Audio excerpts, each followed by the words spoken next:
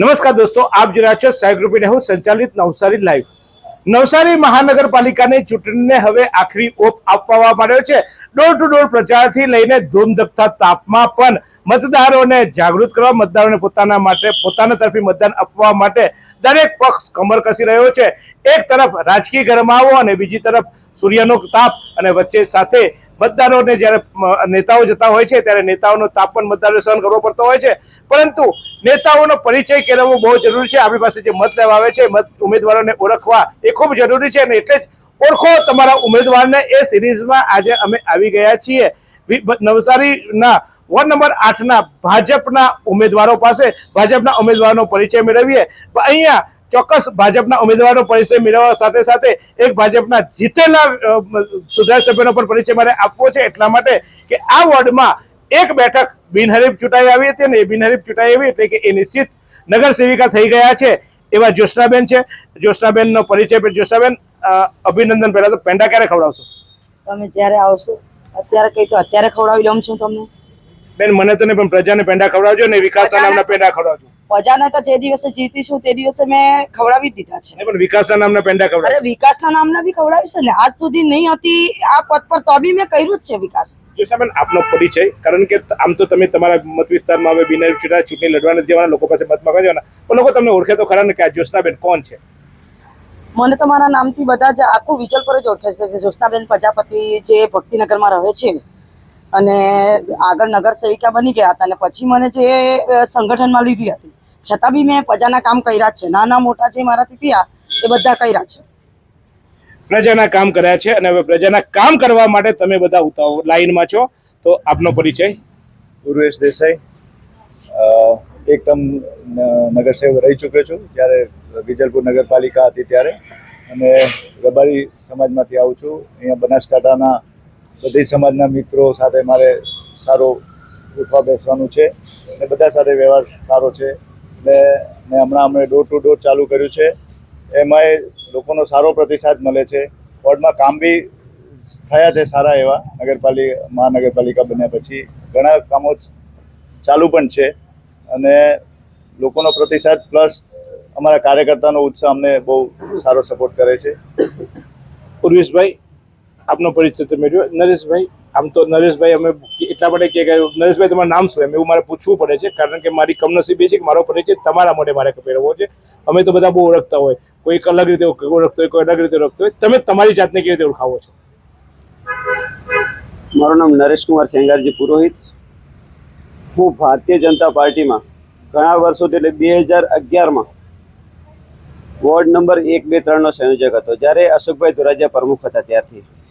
અને સૌ પ્રથમ તો જે અમારા લોકપ્રિય લોકલાડી ધારાસભ્ય આરસી પટેલ સાહેબ, આપણા જિલ્લાના અધ્યક્ષ ભૂરાભાઈ શાહ સાહેબ, તેમજ આપણા પ્રદેશ પ્રમુખ શ્રી જગદીશ વિશ્વકર્માજી, આપણા ગુજરાતના મુખ્યમંત્રી શ્રી ભૂપેન્દ્રભાઈ પટેલ સાહેબ, નરેન્દ્ર મોદી સાહેબનું જે નેતૃત્વ છે, જે એમનો આખું સંગઠનનું માળખું છે, સર્વે મોવડી મંડળનો હૃદયપૂર્વક આભાર માનું છું। એમનો જેટલો આભાર ન માનું એટલો મારા માટે ઓછો છે, કારણ કે પાર્ટીએ મારી ઉપર આ ત્રીજી વખત વિશ્વાસ મૂક્યો છે, અને એ વિશ્વાસ મૂકવાનું કારણ છે લોકો, જનતા મારી સાથે છે, જનતાના આશીર્વાદ મારા ઉપર છે, ત્યારે જ પાર્ટીએ મારી ઉપર વિશ્વાસ મૂક્યો છે।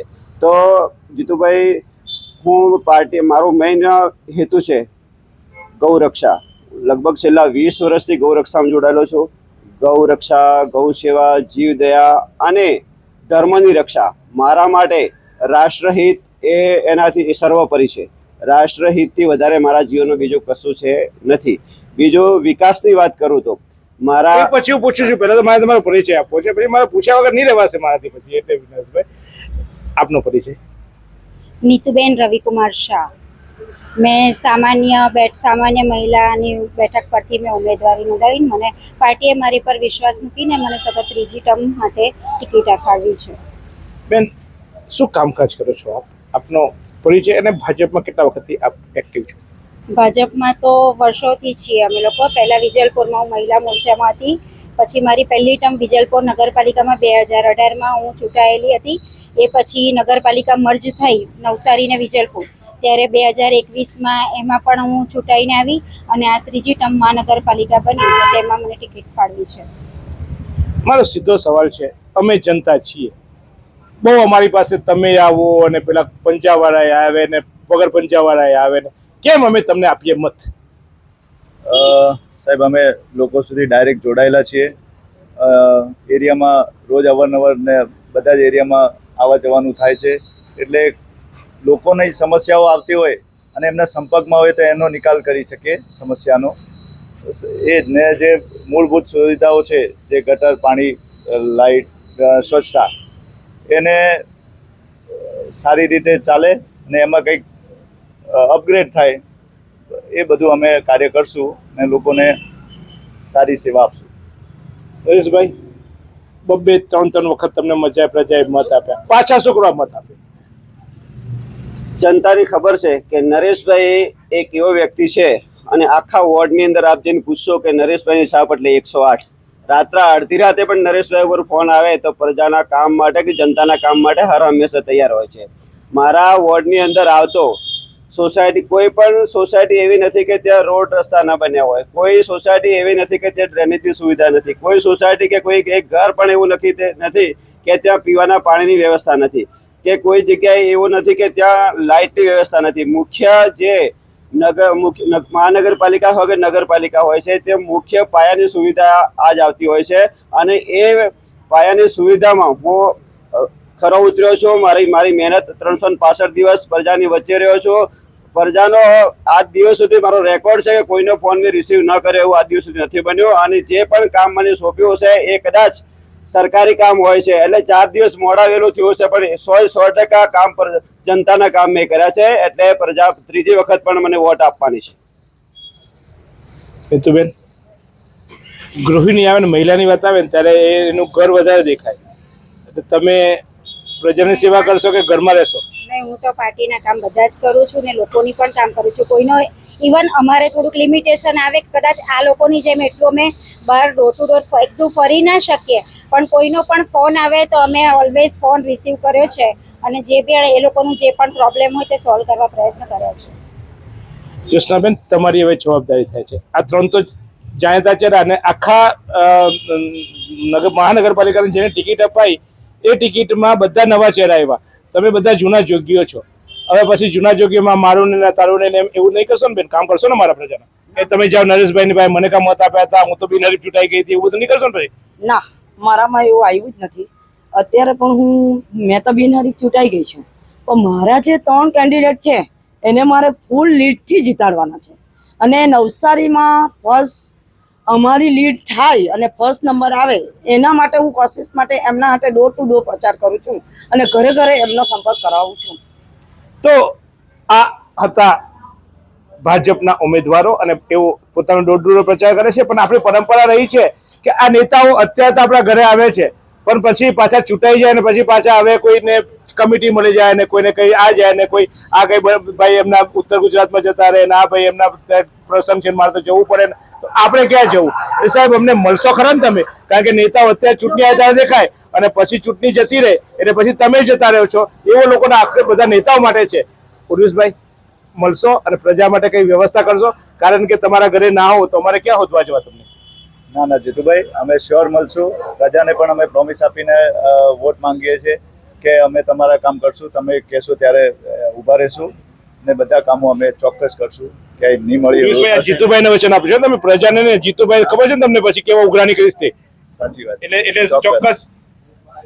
હરેશભાઈ, પહેલા તો તમારો વિસ્તાર નાનો હતો, તમે અત્યારે કીધું કે મારા વોર્ડમાં, તમારો જ્યારે પહેલા એક વોર્ડ હતો એ નાનો હતો એટલે તમે ગલી ગલી સોસાયટી જતા હતા. હવે તો તમારો વોર્ડ આમ છેક ને આમ છેક થઈ ગયો. કેટલા વિસ્તાર એવા છે કે જે કદાચ તમે નગરસેવક હતા ત્યારે આ વોર્ડમાં તમે કામ કર્યું, પણ અનેક એવા વોર્ડો આવે છે કે જ્યાં અવિકસિત છે, ત્યાંના પ્રશ્નો અલગ હશે. તો એ બધામાં અમે તમને ક્યાં હોદવાવીએ? જીતુભાઈ, હું 2008માં જ્યારે વિજલપુર નગરપાલિકા હતી ત્યારે મારો વોર્ડ નંબર 1 હતો, ત્યારે વોર્ડ નંબર નાનો હતો. જ્યારે 2021માં નવસારી વિજલપુર નગરપાલિકા બન્યું, મર્જ થયું, ત્યારે હું જ્યારે ઇલેક્શન લડ્યો હતો ત્યારે આ જ વોર્ડ એટલો 13 જ બૂથ હતા અને આ વોર્ડ પણ એટલો જ હતો. અત્યારે ગ્રીન પાર્ક સોસાયટી નવી મારામાં જોડાઈ છે, એમાં ખાલી 300 મત છે, બાકી મારો જે વિસ્તાર હતો એનો એ જ છે. અને એ વિસ્તારમાં નહીં, કદાચ આ તો આ છે કોઈ ગામડા મારામાં જોડાઈ ગયા હોત તો એના પણ કામ કરવા માટે હું રાત દિવસ ખરાબ કે ઉભો રહેવાનો છું ને રહીશ. બરાબર. બીજી વાત કરું કે તમે તમને ગોતવા પડશે. આગળ તમને જીતુભાઈ કે મારા તો પરિચયમાં ઘણા વર્ષોથી છો આપ, ત્યારે કોરોના કાળ હતો. કોરોના કાળમાં જ્યારે પોતાના પરિવાર મા દીકરાથી દૂર જતા રહેતા કે ભાઈ કોરોના છે, અત્યારે તો કોઈ નજીક નહીં અવાય, એ સમયે પણ હું મારા ગામ ગયો નથી. અને જ્યાં સુધી કોરોના કાળ ચાલ્યો છે ત્યાં સુધી લોકોની વચ્ચે રહી લોકોની સેવા કરી છે. અહીંયા બનાસકાંઠા લોકોને મૂકવા માટે અસંખ્ય અમે ગાડીઓ ભરી છે, અહીંથી મૂકવા માટે આઈસરો ભરીને મૂક્યા છે. અને જે અહીંયા જનતા હતી, જે લોકો પાસે જ્યારે લોકડાઉન હતું, કોઈ કમાવા માટે કોઈ એ લોકો પાસે ઓપ્શન નહોતું, ઘરમાં બેઠા હતા, ત્યારે રાષ્ટ્રીય સ્વયંસેવક સંઘે અને સ્વામિનારાયણ સંસ્થાએ અને ભારતીય જનતા પાર્ટીએ જે વ્યવસ્થા કરી હતી કે ફૂડ પેકેટની, એ રોજ સવાર સાંજ 2 ટાઈમ પિકઅપ ભરી અને ડોર ટુ ડોર હું જે પછાત વર્ગ જે લોકોને ખાવાની તકલીફ હતી એમની વચ્ચેમાં જેટલા દિવસ કોરોના જે લોકડાઉન રહ્યું છે બંને ટાઈમ મોટે એ લોકોને ફૂડ પેકેટ આપવા ગયો છું. ના પણ મને વચ્ચે ના આપો, કારણ કે એવું થાય પહેલા નાના હોય ને કાર્યકર્તા ત્યારે આપણને આશા હોય મહાનગરપાલિકાના મહાસેવક બનવાના તમે, એટલે હવે મને વચ્ચે ના આપો. ખાલી તમે હશો તો મને વાંધો નથી, નહીં હોય તો તમને જે કાઢીશ. ગમે ત્યાંથી જ્યાં ઘરમાં ભર્યા છો તો તારું તોડીને કાઢીશ બહાર. એ વચન આપો કે બહાર નીકળશો ને તમારે આવું નથી પડવાનું, તમે વચન નિભાવજો તો વાંધો નહીં, તમારા નામે શ્રીફળ વધારી દઈશું. આપણે કેમ રમતું મૂકીશું, તમારા નામ રમતું મૂકી દઈશું, પણ નહીં નીકળે તો માથે મારીશું ને પછી. જીતુભાઈ, આ તમને ને આખા નવસારી વિજલપુરની આખા નવસારીની મહાનગરપાલિકા જેટલી જનતા છે એ લોકોને મારું વચન છે કે મારા લાયક કંઈ પણ કામ હોય તો મને અડધી રાતે ફોન કરજો. હું આપણી જનતા મારી જાન કુરબાન કરી દઈશ, પણ જનતાથી દૂર ક્યારે પણ નહીં રહીશ. ચોક્કસ. તો તમારા નામનું નારિયેળ અમે રમતું મૂકી દઈશું. નીતુબેન, જૈનમ સાસમ જયંતી તમારે તો પછી આજે આ ને તે પછી અમે તમે વચન આપો કે કંઈ પણ થશે પ્રજાની વચ્ચે, પ્રજા મારી અડધી રાતે મને ઉઠાડશે, કારણ કે તમે બેન સેવા કરવા નીકળ્યા છો. એટલે અમારો હવે એકવાર અધિકાર થાય તમને મત આપીને ચૂંટાડીએ પછી કે તમને ગમે ત્યારે જગાડવા. જાગશો ને? ચોક્કસ. લોકડાઉનમાં મેં પણ પોતે દવા છંટાવવાનું ના તે બધું જ્યારે બધા ઘરમાં હતા ત્યારે મેં પણ એ બધી સેવા કરી છે. ફૂડ પેકેટનું બેન કરી છે, પણ અત્યારે હવે કરશો ને એવું વચન આપો મને. કરીશ. હું તો છેલ્લા 30 વર્ષથી માણેકલાલ રોડ પર રહું છું, હું ત્યાં જ છું. બહુ તો અઠવાડિયું ખાલી પિયર ગયા હોય એટલું જ, બાકી હું અહીંયા નવસારીમાં જ છું. ચલો, અઠવાડિયું તમને રજા આપી પિયરની, બરાબર છે. આ પ્રજાના મતે અઠવાડિયું રજા આપી. બેન તમને કેટલી રજા જોઈશે? વચન આપજો બેન. ના, ભક્તિનગર સાંઈ બાબા તમારી બાજુમાં જ છે. હું તો કશે જતી જ નથી. જો કે મારું તો પિયરો પત્તા પર જ, એટલે હું તો સવારથી જઈને સાંજે આવી જાઉં, એટલે મારી તો રજા રહેવાની જ નથી.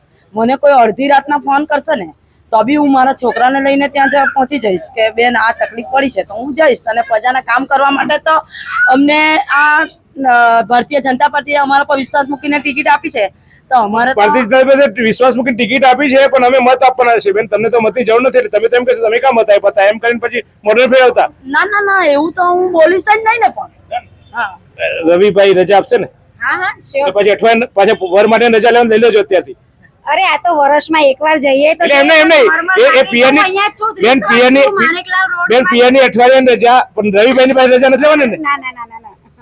તો આ તો એક મજાક હતી, કારણ કે પરિવાર રવિભાઈ અને એમનું પરિવાર ચોક્કસ મારી સાથે જોડાયેલું છે, પણ આપણે એમની પાસે વચનો લીધા છે.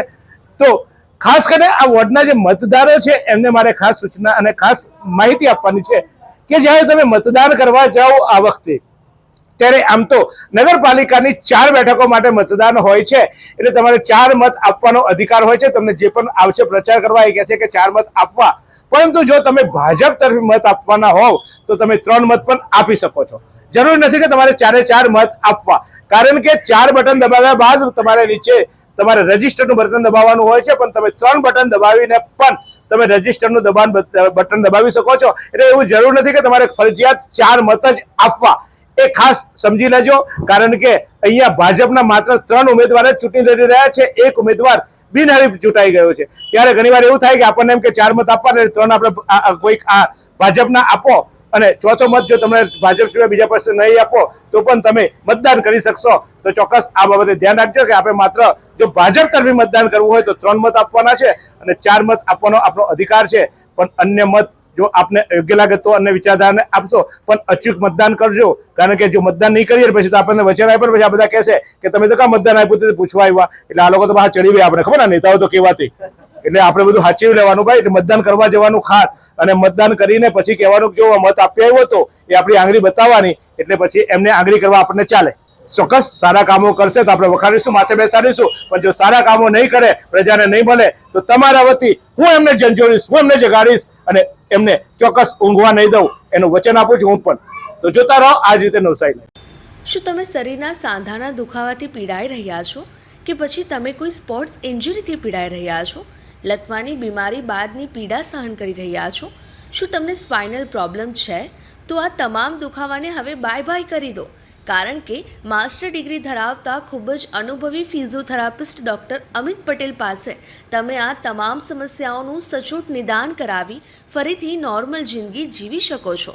તો સરનામું નોંધી લો. Comprehensive care centre, DD street, library પાસે, અનુરાગ સારીઝની લાઇનમાં, નવસારી.